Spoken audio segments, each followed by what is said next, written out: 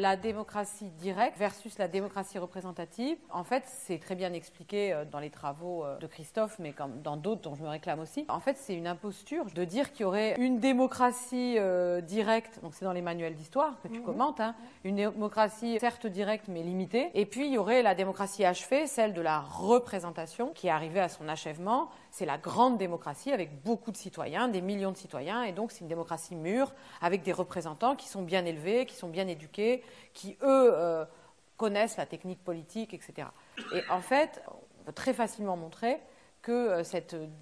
prétendue démocratie représentative n'est pas une démocratie, mais ça correspond à l'histoire, là c'est les historiens qui nous le disent, du gouvernement représentatif, qui est un régime qui s'est élaboré à la fois au moment de la Révolution américaine et de la Révolution française en réponse à la Révolution française. Les libéraux ont, devant la poussée démocratique, par peur de cette poussée démocratique, décidé d'inventer à toute vitesse autre chose, ces principes du gouvernement représentatif, avec l'idée d'une république d'élus,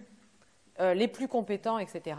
qui est basée sur l'idée que le démos est incompétent et ne peut pas gouverner. Donc, quand on parle de démocratie représentative, en fait, on parle de notre régime actuel, qui est le gouvernement représentatif, et qui n'est pas, en fait, la démocratie, qui est né de la contestation de la démocratie.